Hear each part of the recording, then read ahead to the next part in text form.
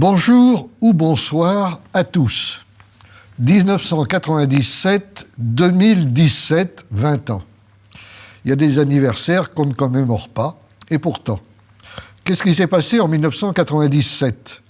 En 1997, c'est la première fois qu'apparaît dans le discours politique, public en France, un mot relativement nouveau qu'on a dit venu du Canada, le souverainisme. Et ce mot, qui intervient à ce moment-là dans les débats autour du traité d'Amsterdam, je crois, ou d'Amsterdam, oui, qui complétait celui de Maastricht, va mobiliser les passions.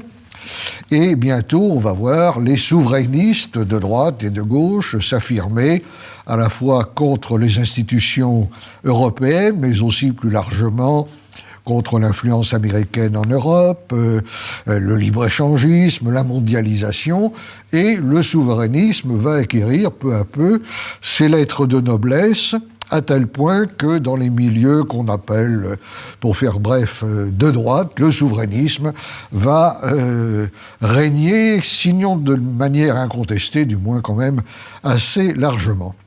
C'est la raison pour laquelle mon attention a été attirée par le livre de Guillaume Golphin, qui est un livre tout à fait hostile au souverainisme et à la souveraineté. Et j'ai pensé que l'on pouvait avoir autour de ce livre une discussion intéressante et qui apprenne à chacun quelque chose. Alors sur ce plateau, j'ai le plaisir de recevoir par conséquent Guillaume Golphin, qui est essayiste, je crois cofondateur du collège Saint-Germain, qui s'occupe surtout, si j'ai bien compris, de philosophie chrétienne. Oui, Guillaume Bernard, qu'on ne présente plus parce qu'on le lit dans beaucoup de médias. On a notamment beaucoup parlé de son livre « La guerre à droite aura bien lieu », qui était une réflexion sur ce qu'il appelle le mouvement d'Extrogir, livre paru aux éditions des Clés de Bromvert, et puis Aristide Lecat, qui est juriste, collaborateur de nombreuses publications, qui s'apprête à publier un livre sur Carl Schmitt d'ici quelques semaines, et qui par ailleurs est également l'auteur d'un petit livre paru récemment qui s'appelle « La souveraineté dans la nation ».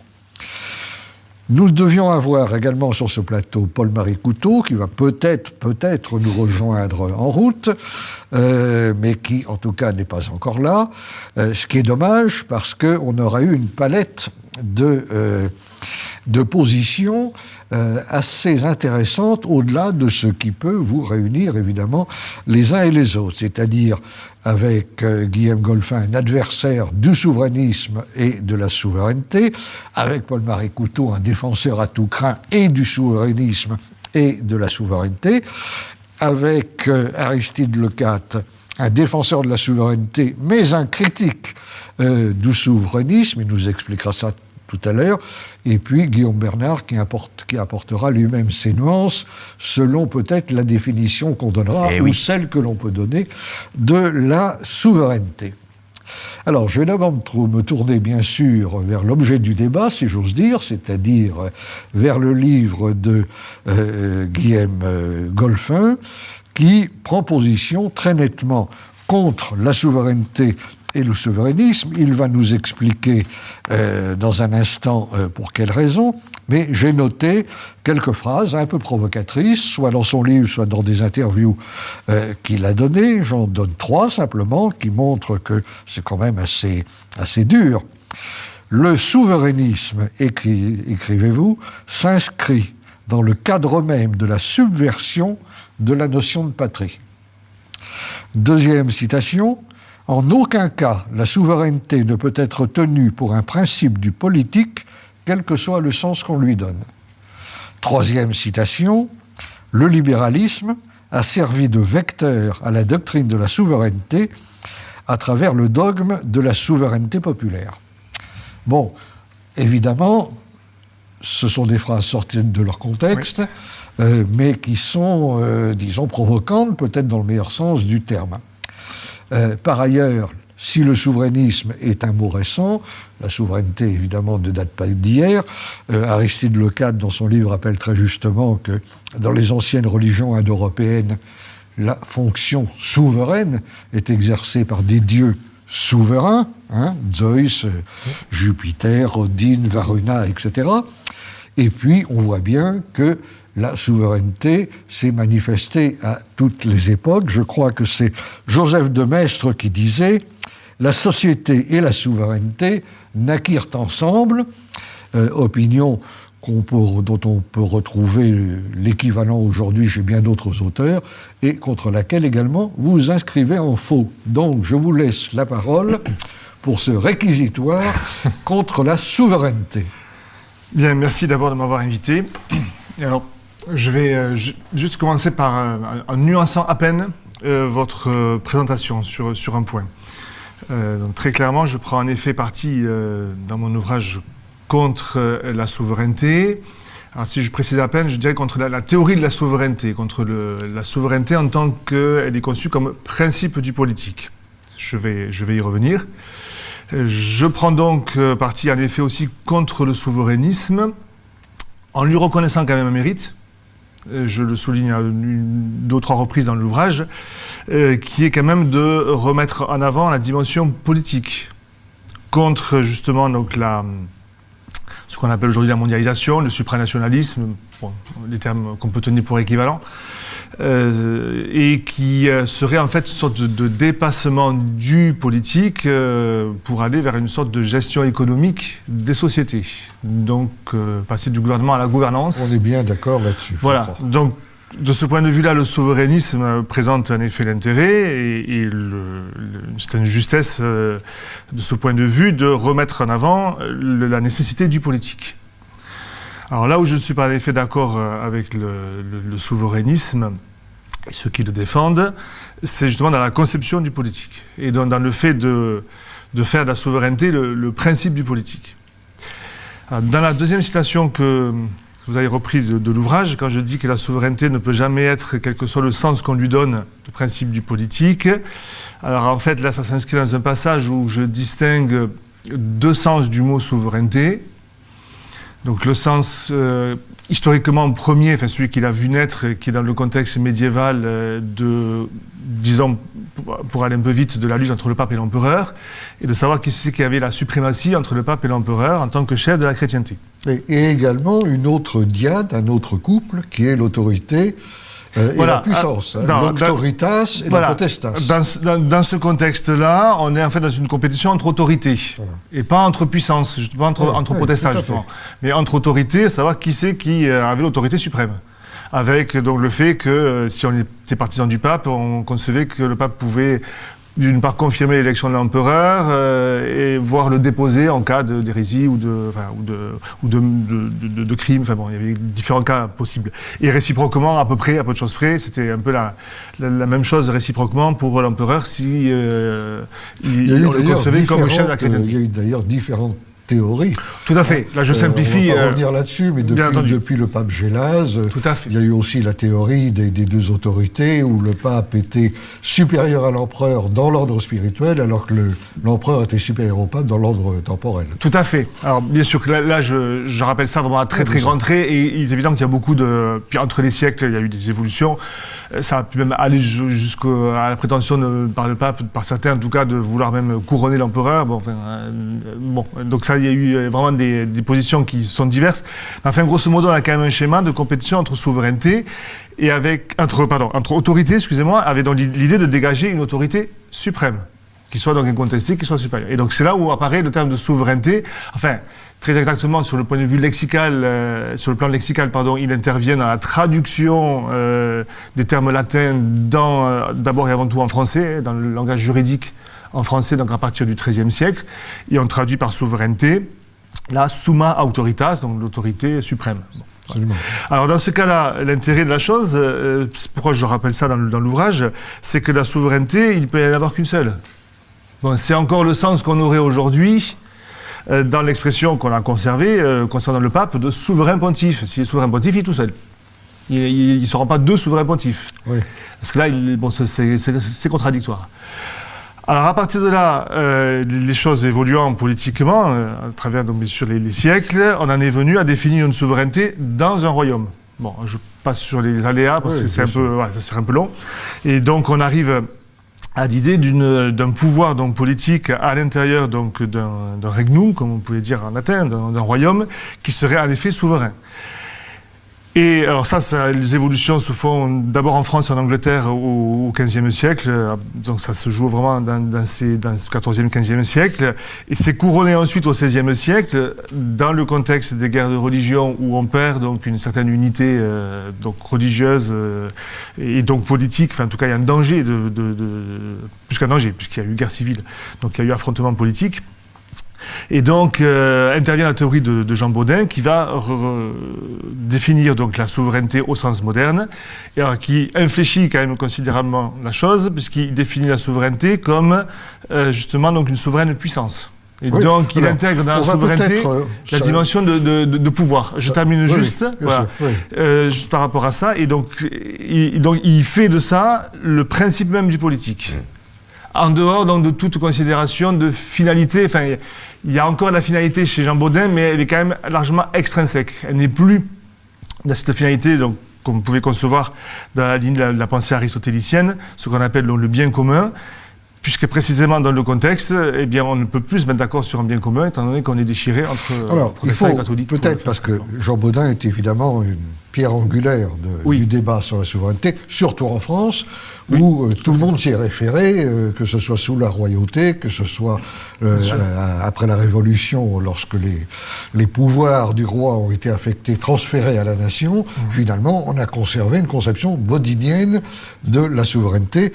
Et nous aurons peut-être à nous interroger pour savoir s'il ne peut y avoir qu'une conception bodinienne. Mais enfin, en tout cas, 1576, c'est la date clé, les 6 livres de la République de Jean Bodin, et en une phrase bien connue, Bodin écrit « République est un droit gouvernement de plusieurs ménages et de ce qui leur est commun, avec puissance souveraine ».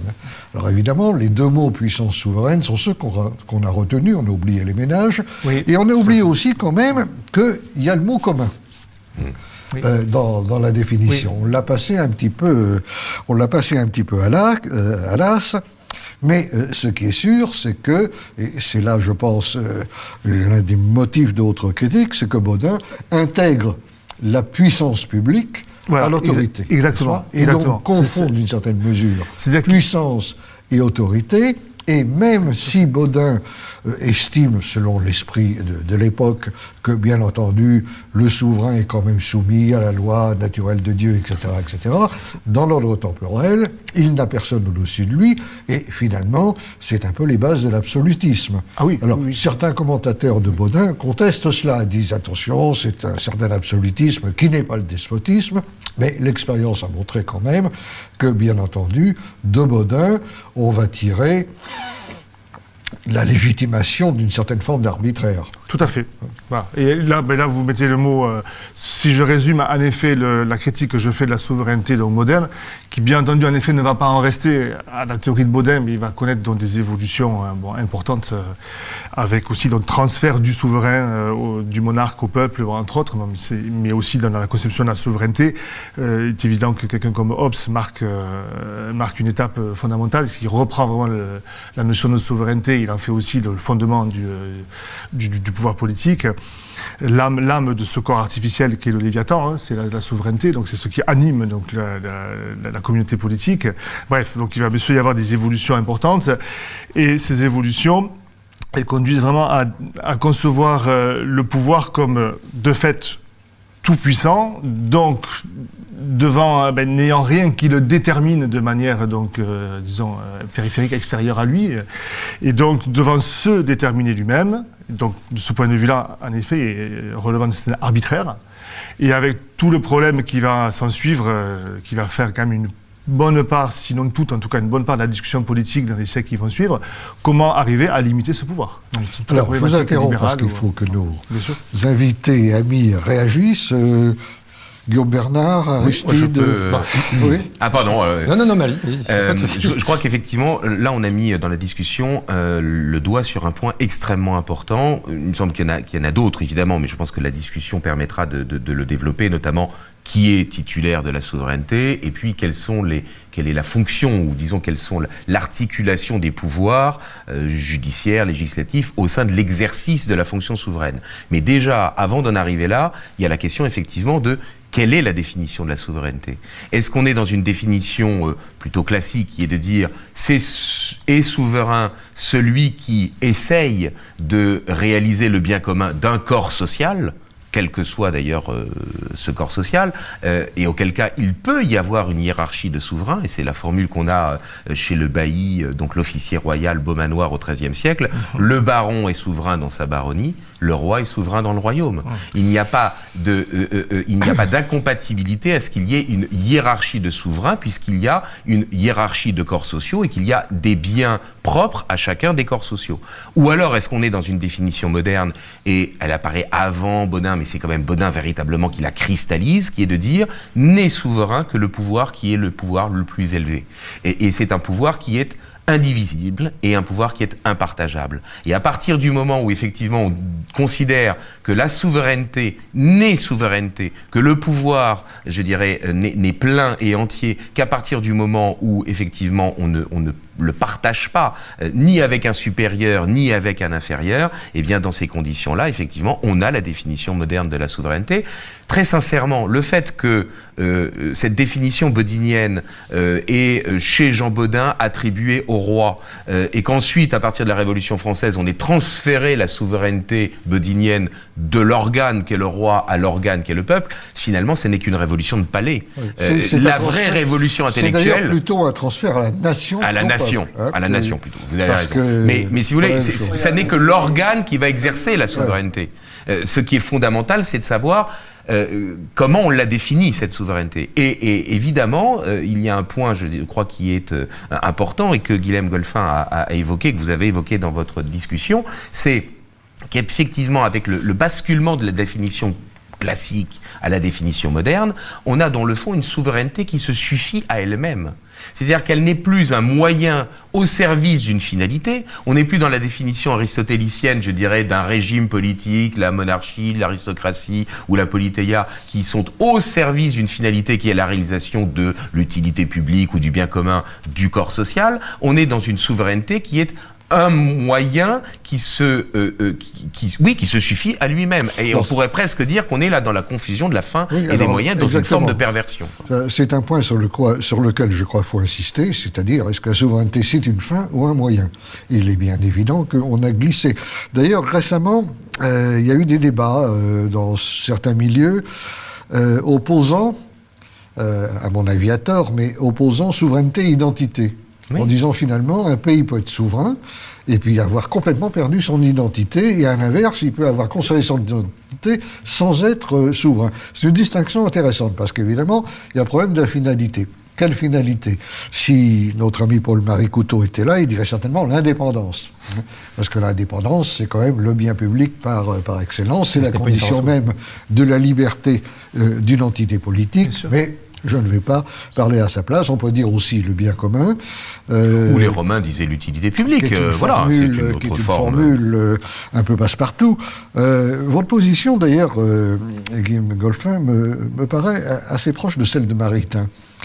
Maritain, dans son livre « Sur l'homme et l'État », disait, j'ai dû noter ça quelque part, « La philosophie politique doit se délivrer du mot et du concept de souveraineté ». Donc vous voyez, là vous avez un... Oui, c'était peut-être le premier Maritain, ça, oui. Pas le... Oui. Non, c'est l'homme et l'État, c'est déjà... Non, c'est déjà celui qui a transité par le thomisme de la démocratie chrétienne. En fait, le texte de Maritain s'inscrit dans un contexte où on a on a beaucoup parlé de souveraineté dans les années 90, vous le rappeliez, et bien sûr dans les années qui ont suivi, suite à Maastricht. Mais il y a eu une première grande discussion autour de la souveraineté, au moment de la création de l'ONU, de la création de l'Union européenne. Voilà, les années 50, ça a beaucoup... chaque fois qu'apparaît une nouvelle instance, évidemment, il s'agit de savoir où le curseur va se déplacer en matière d'autorité. Et le texte de Mariter, en effet, s'inscrit dans ce contexte. Alors, je serais sans doute bien moins proche des positions du second Maritain, en tout cas, bon, ça on pourrait discuter.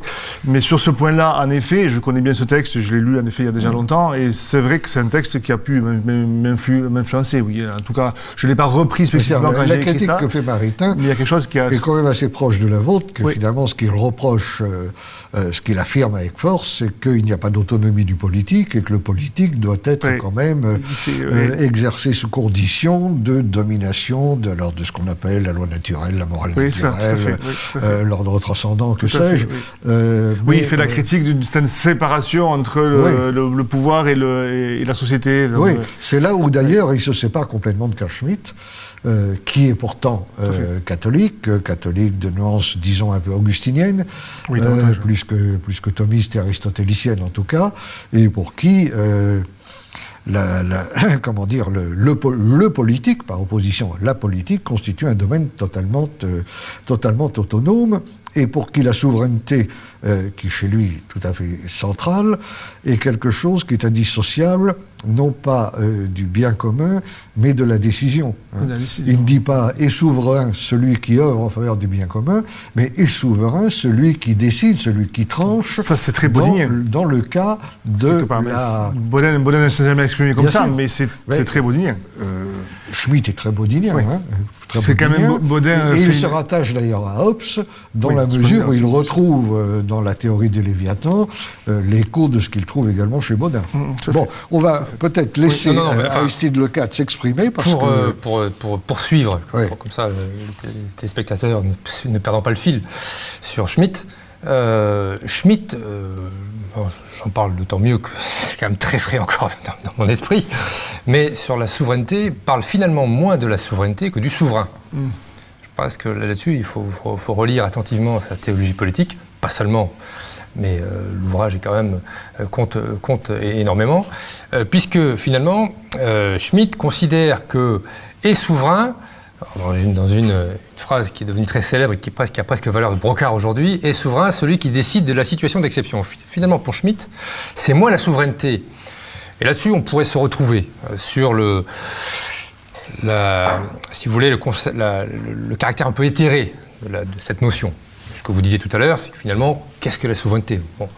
Mais Schmitt considère que le souverain, parce que Schmitt a toujours en tête l'ordre concret. Schmitt est véritablement, c'est pas un homme d'abstraction, même s'il les manie brillamment, mais c'est quelqu'un qui est attaché à l'ordre concret. Il considère que le souverain, c'est celui qui véritablement prend position ici et maintenant, d'accord, sur un problème politique. Voilà. Et d'ailleurs, vous avez tenté dans votre ouvrage de faire une phénoménologie de la souveraineté.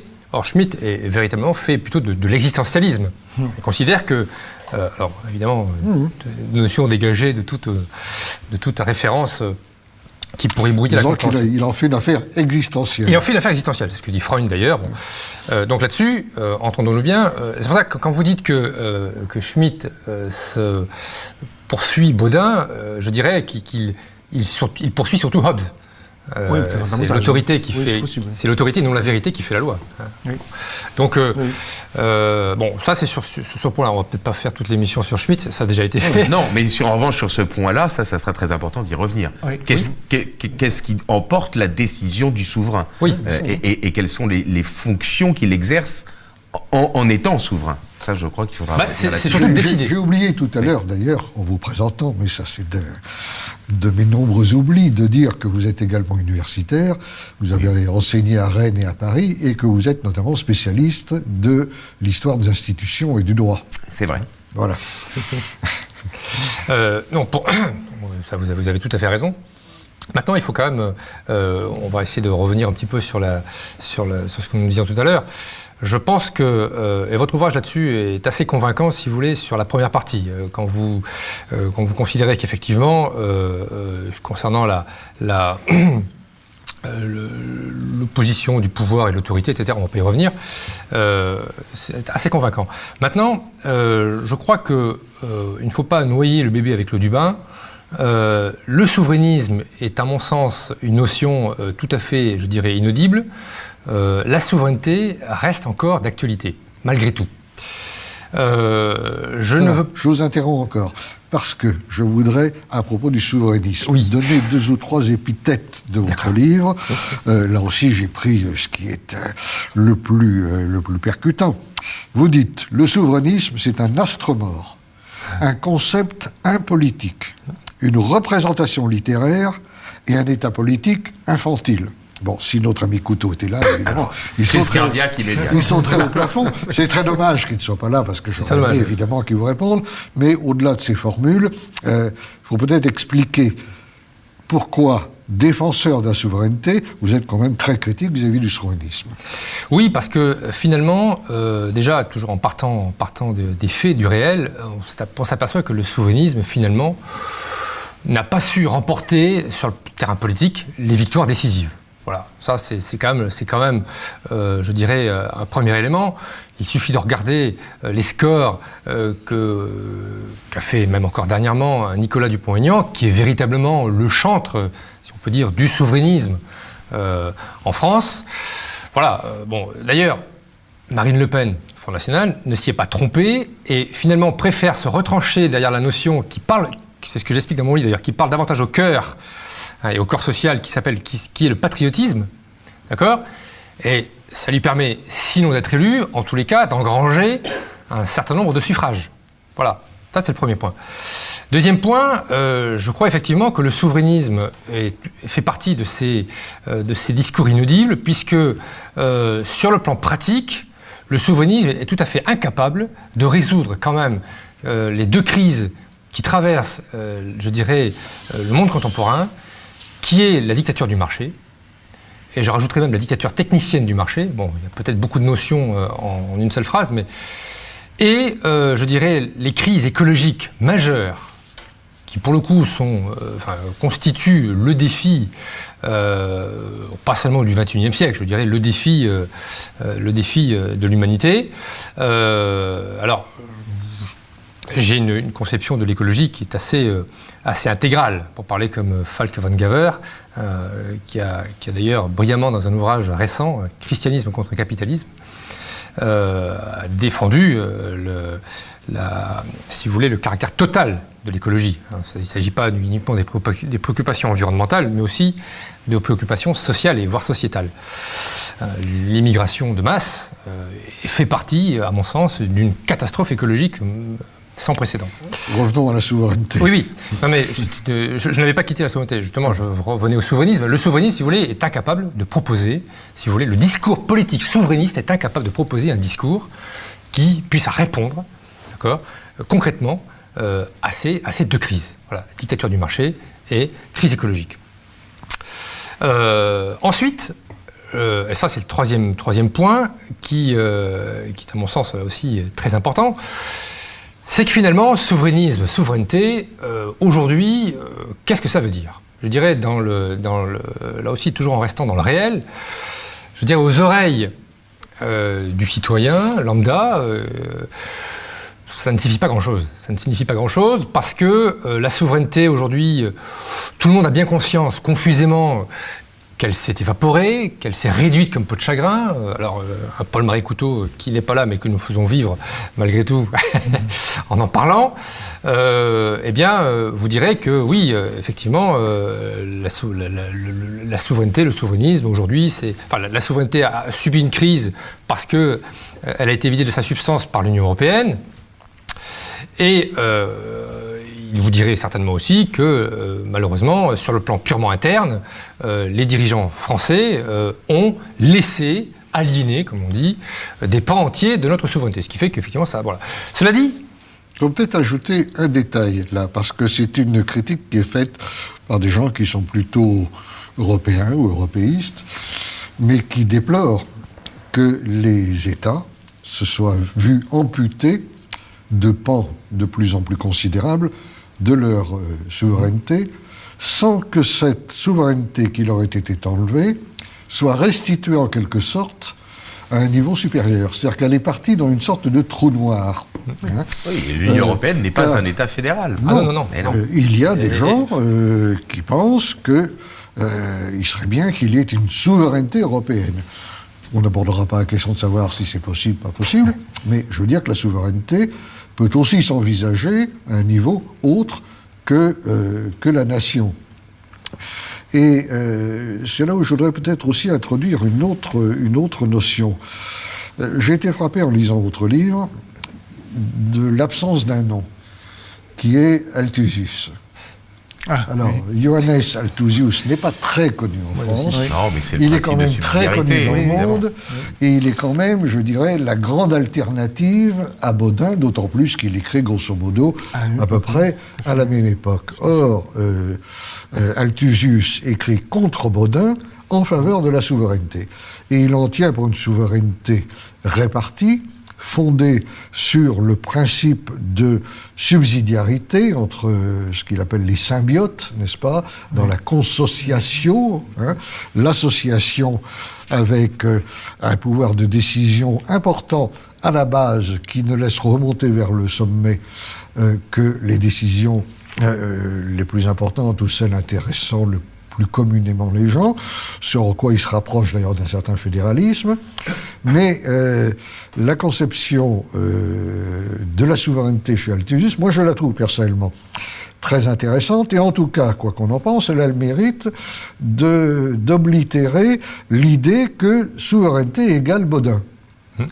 Alors, vous en parlez d'Althusius. Moi, j'en parle parce que j'ai une conception de la souveraineté qui, pour le coup, part du bas et non pas du haut. Alors, je vous rejoindrai effectivement sur votre critique de la souveraineté, que depuis Bodin, on considère comme étant le supérieur. C'est-à-dire cette notion de supériorité qui surplombe tout le reste. Or, je considère que la souveraineté doit partir du bas.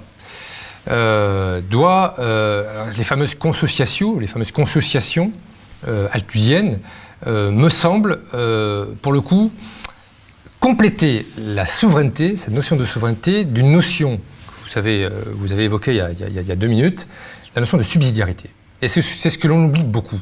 Et finalement, et c'est pour ça que je vous disais tout à l'heure que vous rejetiez le bébé avec l'eau du bain, parce que l'on rejette le souverainisme, très bien, mais que l'on rejette la souveraineté, peut-être pas. Parce que ce qu'il manque à la souveraineté, et la souveraineté participe du politique d'une certaine façon, mais ce qui manque à la souveraineté, c'est justement la subsidiarité. C'est-à-dire laisser faire quand même à des niveaux adaptés, d'accord, ce qui n'a pas à être fait, ou en tout cas capté, sinon absorbé, par un niveau supérieur. Et, Monsieur de Benoît, vous avez tout à l'heure évoqué quelque chose, là aussi, de très important, la notion d'identité. Et je pense précisément que la subsidiarité permettrait précisément de donner un corps vraiment quasiment charnel à la souveraineté, qui est l'identité. Je vous rejoins, parce que vous le dites, effectivement, vous dites que finalement, souveraineté, c'est une théorie, c'est un concept assez éthéré, très bien. Mais ce qui manque, et c'est ce qui peut-être manque un petit peu dans votre ouvrage, c'est où est le peuple, finalement. Alors, vous n'êtes pas tout à fait en désaccord, parce que... Non, on n'est pas tout à fait en désaccord, quand on lit le livre de Guillaume Golphin, il y a une insistance que je trouve personnellement très bienvenue sur l'idée de densifier les initiatives locales, de redonner un rôle à ce qu'on appelle, d'une formule facile, les corps intermédiaires, de redonner le sens de la communauté politique. Donc on a l'impression quand même d'un retour au fondement, mais qui est posé effectivement comme antagoniste de la souveraineté. Alors que si on est dans le modèle de l'Althusius, au contraire, ça se complète parfaitement. Ça se complète parfaitement. Si je peux me permettre oui, bien sûr. De répondre, quelque part, la définition des mots, comme on dit, elle est libre. On peut redéfinir le terme de souveraineté. La critique que j'ai faite, c'est la critique de la souveraineté telle que, historiquement, elle a été comprise et appliquée, en tout cas majoritairement. Le modèle d'Althusius, je suis très loin d'être un spécialiste d'Althusius, mais je vois donc ces positions. Le fait est que, historiquement, je crois que ça n'a pas eu une postérité... En France ? En tout cas en France, voilà. France, il faudrait peut-être voir, peut-être voir ailleurs. En France, ça ne va pas. Mais dans pas mal d'autres pays, oui, considérablement. C'est possible. Là, j'avouerais. En Allemagne, aux États-Unis, Altusus, c'est très très connu. Hein. Oui, davantage. En France, il est inconnu. Bon, c'est vrai qu'il est. C'est vrai. Peut-être un peu plus à une époque, on en parlait. Aujourd'hui, on en parle. Ouais. Il y a eu un essai assez récent sur. Il y a une thèse, il y a quelques années, qui a été faite là-dessus, une bonne thèse d'ailleurs, Paris. En tout cas, je vois un ouvrage de, je crois, Gaël Demelemestre, si je me trompe pas, c'est Paris-Baudin et Altusus. Voilà, Paris-Auxerre, ça fait donc c'est intéressant. Bon, le fait est que, oui, bien sûr, on pourrait peut-être nuancer ce que je peux dire par comparaison avec des modèles politiques concrets divers. Voilà. C'est vrai que sans que je le dise ainsi, sans que ce soit forcément l'intention de soi, mais le modèle français, bon, il est un peu sous-jacent à la critique que je fais. Bon, c'est vrai. Y compris avec l'insistance que vous mettez sur l'État-nation. Oui, c'est vrai aussi. Alors que là aussi, dans l'histoire de l'Europe, pour ne pas aller plus loin, il n'y a pas que le modèle de l'État-nation qui s'est imposé. Il a quand même été un modèle, oui, bien sûr, bien sûr, le modèle multinational a existé avec jusqu'il y a 100 ans avec l'Autriche-Hongrie, bien sûr, bien entendu. Mais malgré tout, l'évolution politique moderne de l'Europe, ça a quand même été, et pour le coup, la politique de la France a quand même beaucoup contribué à ça, peut-être pas pour le meilleur, mais justement à quelque sorte imposer un peu ce modèle de l'État-nation. Ce qu'on appelle aujourd'hui d'ailleurs l'idéologie républicaine, entre guillemets, qui est une spécificité française. Hein. Ça se relie directement à cet héritage baudinien. Hein. Oui, baudinien, oui, et puis bon, monarchiste à l'origine, et puis bon, transféré en effet à la République.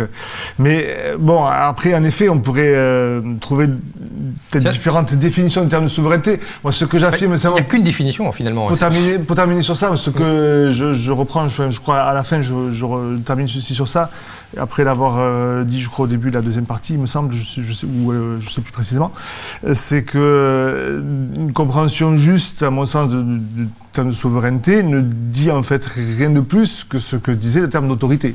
L'autorité politique, alors lequel a le défaut d'avoir été tellement dévalué qu'aujourd'hui ça n'est plus tellement parlant. Tout dépend dans quelle optique on se place. Moi je suis, je dois dire, en accord avec beaucoup de choses que vous dites. Je ne suis pas baudinien, déjà, hein, mais en même temps, c'est l'autre versant.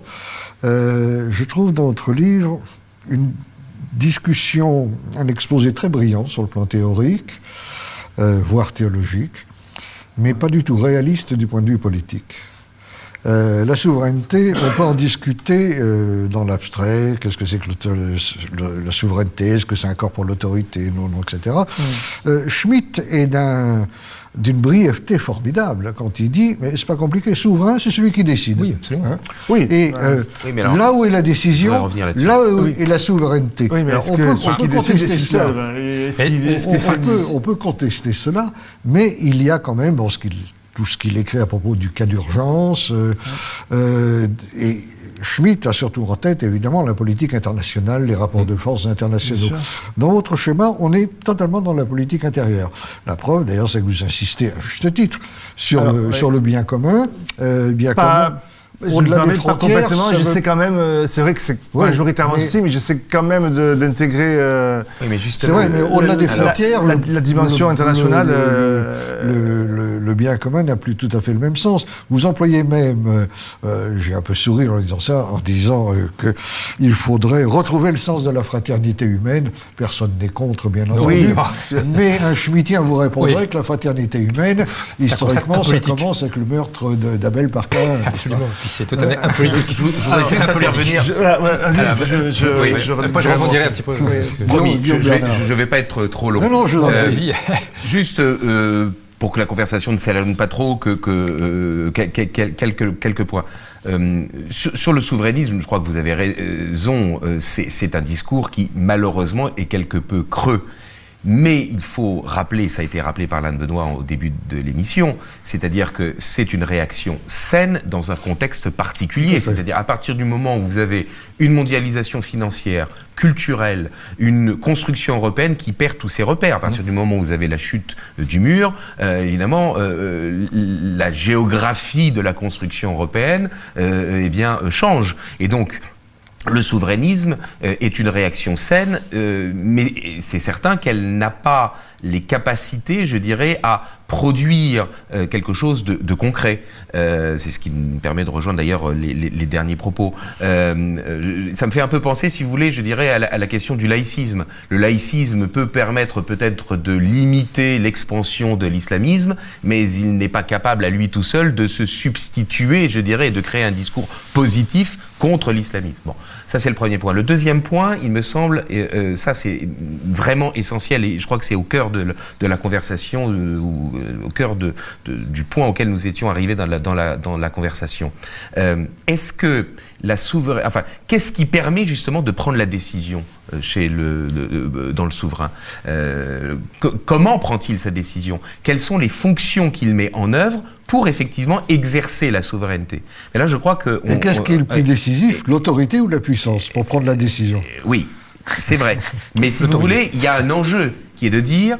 Est-ce qu'il existe un ordre des choses, un ordre cosmologique des choses, un droit naturel, si on pourrait le dire comme ça, mais enfin en tout cas de manière plus neutre, un ordre cosmologique des choses, auquel cas le pouvoir souverain est un pouvoir qui a pour objectif de restaurer une harmonie que les hommes ont brisée. Et donc dans ces conditions-là, ça veut dire que la fonction souveraine par excellence, c'est la fonction judiciaire. Ou est-ce que, à l'inverse, il n'existe pas d'ordre des choses? Et donc, par conséquent, la fonction politique principale va donc devoir être la fonction normative ou législatrice, c'est-à-dire de créer un ordre. Et donc, je crois que dans la critique que Guillaume Goelfin fait de la souveraineté, c'est ce point-là qui me semble être aussi central. C'est le fait de dire la souveraineté moderne est devenue une souveraineté qui crée, dans le fond, de l'artificiel et qui se justifie par justement un corps social qui est artificiel. Quand vous évoquiez tout à l'heure la question de l'identité, le fait que la subsidiarité permettait effectivement de reconnaître qu'il y ait des pouvoirs souverains qui existent dans chacun des corps sociaux pour en défendre leur réalité, leur propre identité, leur enracinement. Eh bien, on est évidemment au cœur de la question. S'il n'existe pas d'ordre naturel des choses ou d'ordre cosmologique des choses, la fonction souveraine va être une fonction législatrice artificielle, normative. Si à l'inverse, il existe un ordre des choses, on peut parfaitement concevoir le fait qu'il y ait un pouvoir souverain dans chaque corps social et que ça soit dans la défense de sa cohésion, dans la défense de sa tradition, dans le fait de faire perdurer ce corps social dans son ontologie que se révèle le pouvoir souverain. Vous mettez le doigt sur un aspect qui est absolument fondamental. Mais l'ordre naturel des choses. Bon, personnellement, je n'y crois pas beaucoup. C'est Michel Villet qui l'utilise. La question n'est pas là. Le problème, c'est que même si vous croyez à l'ordre naturel des choses, ontologique, transcendant, etc., c'est par force, vous restez dans un schéma qui est théorique. C'est-à-dire qu'il ne vous dit pas forcément ici et maintenant qu'est-ce que vous devez faire. Je prends un exemple. La situation d'exception, on en a aujourd'hui même. La justice commutative, la justice distributive. Vous avez, c'est du concret, c'est parfaitement concret. D'accord. Oui, vous avez la situation d'urgence, on en a un exemple. Ça reste assez théorique. Au moment même où nous parlons, en ce moment, il y a un événement en Europe qui est la crise en Catalogne.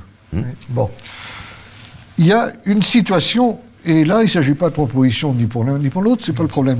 Il y a une situation d'urgence. Raroy, qui parlait aujourd'hui même à la radio, a dit on est dans une situation d'exception où toutes les normes, toutes les lois sont suspendues parce qu'aucune ne permet de résoudre le problème. Ça, c'est très intéressant, c'est parfaitement schmittien c'est la dictature au sens romain du terme. Oui, c'est ça. Voilà. D'où l'intérêt. Schmitt, la théorie qu'il fait, c'est d'où l'intérêt que Schmitt. Oui, bien sûr. Ce que je veux dire, c'est qu'en chambre ou sur le papier, on peut toujours bâtir des choses extrêmement passionnantes, mais qui ne vont pas toujours servir de guide dans l'action. Oui, mais... Or, la politique, c'est aussi l'action, c'est aussi l'acte de décider sur le moment. Oui, ça, c'est la vertu de prudence qui est la vertu par excellence du politique.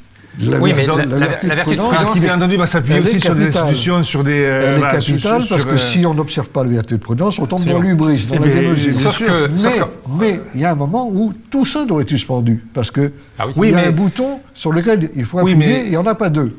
Oui, mais ça reste quand même précisément une situation d'exception. C'est quand même, enfin, le politique n'est pas en permanence face à des situations d'exception, sinon c'est plus l'exception, ça devient la règle. Dans ce cas-là, ça serait autre chose. Mais Schmitt dit c'est l'exception qui révèle à la fois.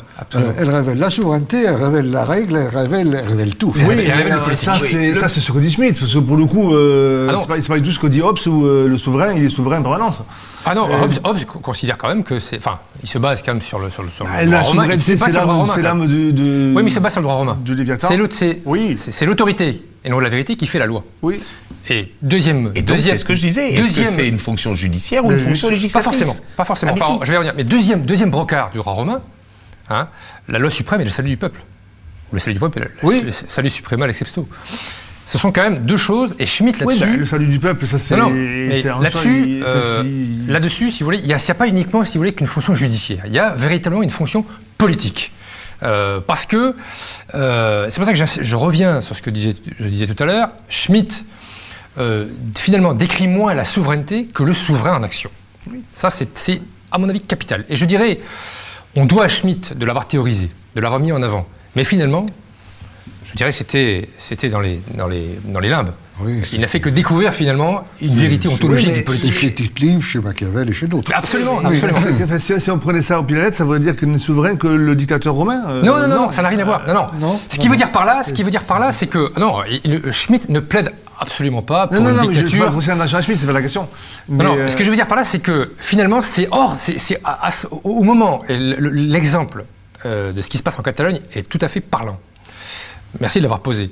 Parce que c'est à ce moment-là, je dirais, dès lors qu'on peut oublier qui est le souverain, qui dirige, qui est le chef.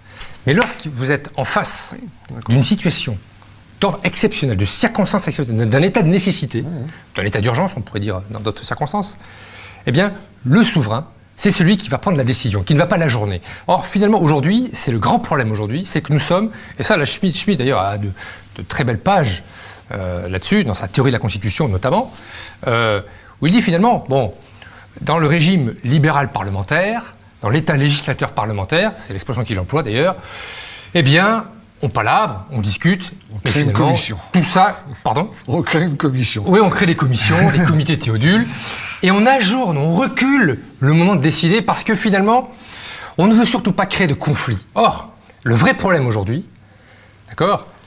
Et c'est pas Baudin. Baudin, là-dessus, n'est pas... Si vous voulez, c'est pas la conception de la souveraineté par Baudin qui veut ça. C'est que malheureusement, et là-dessus, je vous rejoins tout à fait dans votre critique révolutionnaire du contractualisme, du libéralisme et du contractualisme, les deux étant souvent liés, et du capitalisme, je dirais, dans ses effets. Mais finalement, aujourd'hui, le vrai problème, c'est cela. C'est que il n'y a plus personne qui décide. Plus personne qui décide. On se retranche d'ailleurs derrière des mots...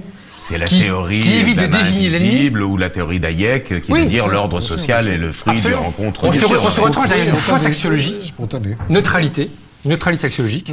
On se retranche derrière des choses, on ne nomme pas les choses, d'accord ? Et en revanche, je dirais, nous vivons dans un monde où il n'y a quasiment que des exceptions. Alors, je voudrais... Vraiment un tout petit mot, juste pour dire que la place de la Catalogne, moi je n'ai pas d'avis particulier, je ne connais pas suffisamment cette histoire-là, encore que l'indépendantisme catalan, qui est un impérialisme aragonais pour récupérer le Roussillon, c'est pas c'est pas forcément ma tasse de thé. Mais tout ça, quand vous dites que est souverain celui qui tranche, mais je suis parfaitement d'accord avec vous. En l'occurrence, la question de la Catalogne, c'est une question de justice distributive. C'est la place de la Catalogne dans l'Espagne ou la place de la Catalogne dans l'Europe. C'est une question de justice distributive. Et c'est effectivement le fait de trancher, de régler, je dirais, le litige qui manifeste effectivement le pouvoir souverain. Qui tranche et qui impose sa volonté. Voilà, c'est ce que j'allais dire. Et qui donc est suivi. Oui. Ah oui. Donc, oui. Mais qui fait acte d'autorité. Donc, c'est celui qui est détenteur de l'autorité. Celui qui a l'autorité, Oui, mais... parce que par autorité, il faut entendre celui qui a en effet, qui est dans la position de pouvoir prendre la décision, mais qui a aussi, on va dire, le charisme, si on reprend ce terme-là, si vous voulez, l'aura personnelle, qui fait qu'on va lui faire confiance et que donc on va... Et l'autorité, finalement, insiste moins... Et ça, c'est le principe de l'autorité. Je me permets. L'autorité, finalement, insiste... C'est pour ça que, dans votre livre, d'ailleurs, c'est une de vos conclusions majeures, c'est que l'autorité, finalement, insiste moins sur celui qui est supérieur, celui qui est le premier, le primus inter pares, que sur la capacité, à un moment donné, d'imposer sa décision, sa volonté. C'est Octave, c'est exactement ce que dit Octave en disant c'est parce que j'avais plus d'autoritas que je l'ai emporté sur les autres qui avaient la même potentialité. Voilà, ils avaient le même pouvoir, mais je l'ai dépassé par mon autorité. Ça veut dire quoi? Ça veut dire par le prestige qu'il avait, le charisme personnel. Mais la supériorité civile ne se décrète pas, elle se constate. Et les moyens qu'il avait quand même aussi. La légitimité d'un pouvoir, c'est par l'exercice et la réalisation du bien, évidemment. Attendez. J'aimerais qu'on aborde, parce qu'on n'a plus beaucoup de temps, il y a un mot qu'on n'a pas tellement prononcé, c'est celui de légitimité. Ah ben, et pour qu'il y ait souveraineté, il faut qu'il y ait légitimité. Et je voudrais qu'on parle un peu de trois choses qui n'en font peut-être qu'une, mais pour certains auteurs, ça en fait trois. C'est la souveraineté nationale, la souveraineté étatique et la souveraineté populaire. C'est pas forcément la même chose. Et là, j'ai encore une citation très provocante de Aristide Lecate qui dit la souveraineté est dans le EST, dans le peuple, qui en est l'incarnation absolue. Elle est EST majuscule. Elle est même le peuple en ce qu'elle fonde son identité. Là, vous ne serez certainement pas d'accord, mais j'aimerais bien que vous discutiez un petit peu de ces choses-là, parce que pour vous, la souveraineté, c'est le peuple. Donc là, on est dans la légitimation du politique par la souveraineté populaire. Alors, si vous voulez, je vais quand même essayer de faire très court, parce que le temps commence à courir, malheureusement, et puis je voudrais quand même avoir votre avis. Mais quand je dis que la souveraineté est dans le peuple, je n'ai pas à l'esprit, si vous voulez, le peuple tel qu'on l'entendait, ou tel qu'on l'entend, en tous les cas, depuis la Révolution. Voilà. Oui, il y a une partie quand même, mais c'est pas seulement. Quand j'entends le peuple, si vous voulez, c'est au sens véritablement de communauté. D'ailleurs, dans le livre, je m'appuie essentiellement, parce que je trouve que c'est un auteur qui a sur Costanzo Preve, auteur italien, décédé il y a quelques années, qui réhabilite précisément, et ça devrait vous plaire, puisqu'il part d'Aristote précisément. Il réhabilite la notion de communauté. Enfin, il parle d'Aristote, il arrive à Karl Marx. Il arrive à Karl Marx, mais peu importe. Concernant vous avez noté... Un détail. Non, mais vous avez noté... J'ai eu énormément d'amitié avec le philosophe italien Costanzo Preve, qui était un marxiste, mais un marxiste d'un genre très particulier. Oui, c'est pour lui, Marx, c'était l'addition de Hegel et de Aristote. Oui, mais vous avez remarqué quand même que je suis parti d'Aristote, je ne suis pas allé au point d'arrivée. Mais en revanche, sa prémisse est quand même juste. Là-dessus, vous pourriez vous retrouver. Et d'ailleurs, je m'y suis retrouvé. Oui. Bon, la communauté. Je conçois le peuple, si vous voulez, en termes de communauté. Et j'avais à l'esprit, quand j'ai écrit cette phrase, si vous voulez, cette notion de subsidiarité, parce que pour moi, elles sont vraiment consubstantielles. Il ne peut y avoir de souveraineté que par le bas, et non pas de souveraineté, là-dessus je vous rejoins tout à fait, comme quelque chose comme un État supérieur qui se décrète, je suis souverain. Voilà, non, c'est pas ça. C'est l'autorité qui fait la loi, et non pas la vérité. Donc, et j'ai effectivement à l'esprit, si vous voulez, cette conception consociative, althusienne, véritablement, de la souveraineté. Voilà, c'était pour clarifier un petit peu le propos, parce que vous disiez tout à l'heure, la phrase sortie du contexte peut paraître un peu provocante, mais c'est ça, finalement. Et je considère qu'à chaque étage, chaque strate de la société, je suis élu rural, dans un petit village, 600 hommes. Je peux vous dire que je sais ce que c'est, j'essaie de faire de l'althuisme politique. Je sais ce que c'est véritablement que d'éprouver, le corps charnel de la petite cité. À chaque strate, dans les écoles, dans une commune, à l'université ou autre, essayez de s'emparer finalement de ce que vous disiez, de ce que vous défendez, et je vous rejoins là aussi tout à fait, les fameuses libertés de la monarchie, libertés réelles, vous dites à un moment donné que nos contemporains seraient horrifiés de voir que... Enfin, en tout cas, non, les gens de l'époque seraient horrifiés de voir ce que nous avons fait des libertés. Oui, parce que finalement, nous sommes dans un État... Alors, l'un et l'autre, souveraineté étatique, nationale, populaire. Alors... Oui, c'est vaste et il faut faire oui, court. Forcément. Disons que là aussi, ça va dépendre de la manière dont on définit les termes. Enfin, la souveraineté nationale, en fait, l'expression, sauf erreur de ma part, elle intervient quand même plutôt après la Révolution. La Révolution, c'est plutôt la souveraineté populaire qui est défendue, je crois. Mais enfin, en même temps, c'est l'époque où on redéfinit la nation. Yes. Donc voilà, donc les deux sont quand même un petit peu entremêlés. Et donc là, je l'évoque aussi au passage dans mon ouvrage, la définition révolutionnaire de la nation, très clairement, me pose problème, dans son caractère, disons, idéologique, au sens d'adhésion donc à des valeurs. Certes, il y a certainement un arrière-plan, disons, naturel, je veux dire, au sens de filiation, mais enfin, c'est quand même largement occulté dans cette définition, qui est en fait volontariste, idéologique volontariste, et qui donc, ne correspond pas vraiment à ce qu'on peut appeler le peuple au sens premier du terme.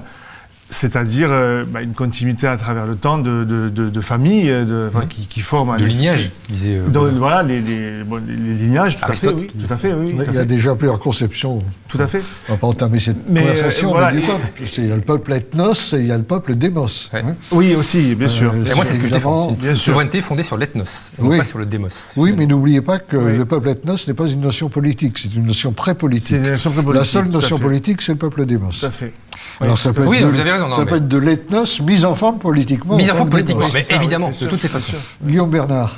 Alors, pardonnez-moi de revenir à la même matrice, mais l'opposition entre sociabilité naturelle et sociabilité artificielle est quand même extrêmement significative, et permet bien sûr me semble-t-il, de comprendre les enjeux de la souveraineté, ou un des aspects des enjeux de la souveraineté. À partir du moment où les modernes considèrent qu'il n'y a de corps social que parce qu'il y a un contrat social. Après, les différentes manières de l'envisager,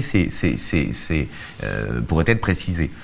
Il n'y a donc, dans le fond, il paraît logique de confier le pouvoir souverain à ceux sans qui le corps social n'existerait pas. C'est-à-dire que s'il n'y a un corps social que parce qu'il y a un contrat social, c'est logique de confier la fonction souveraine, le pouvoir souverain, donc à la nation. Moi, il me semble que dans la conception plus classique des choses, le corps social est effectivement, exerce effectivement une souveraineté, mais encore une fois, ça n'est qu'un moyen, ça n'est pas, une fin en soi, ça n'est qu'un instrument pour lui permettre d'exister, de perdurer dans son identité, de perdurer dans son enracinement. Donc par conséquent, que le pouvoir politique soit exercé par le corps social naturel, que le corps social le confie à un moment donné à, une élite ou à un monarque, qu'importe, ce ne sont que des modalités, ce sont que des modalités de l'exercice d'un pouvoir légitime, à condition que ce pouvoir légitime tire le corps social vers le bien commun. Donc dans le fond, là où il y a une vraie différence, c'est pas tellement dans la question de savoir est-ce qu'il peut y avoir, l'exercice du pouvoir souverain par le corps social, sous-entendu la modernité c'est la démocratie, le monde classique c'est la monarchie. Pas du tout. Je crois que la question, c'est de savoir est-ce que le corps social existe en tant que tel ou est-ce que le corps social est une création artificielle. Autrement dit, je pense sincèrement que la démocratie athénienne était en fait beaucoup plus proche de la monarchie de l'ancienne France dans sa psychologie, dans sa logique, rechercher les lois qui existent dans un ordre cosmologique des choses, les identifier, les faire appliquer, mais rechercher des règles qui existent en tant que telles et qui ne sont pas le fruit de la volonté des hommes, et que cette démocratie athénienne était beaucoup plus proche donc de la monarchie de l'ancienne France que de notre démocratie actuelle, qui a une finalité tout autre. Ce sera le mot de la fin sur un sujet inépuisable, qui j'espère n'est pas apparu trop abstrait, parce que je crois qu'il va quand même à l'essentiel. Notre prochaine émission sera sur un sujet très différent certainement. Mais avant qu'on ne se quitte, je voudrais, puisqu'on a parlé de souveraineté, vous signaler également la parution d'un livre qui s'intitule « Souveraineté, nation, religion », qui est un dialogue entre Bernard Bourdin et Jacques Sapir. Jacques Sapir, je crois, est bien connu. Bernard Bourdin est un père dominicain, excellent spécialiste de la question de la théologie politique. Et c'est un livre qui est paru aux éditions du Cerf, dialogue animé par Bertrand Renouvin. Voilà, à bientôt et merci à tous.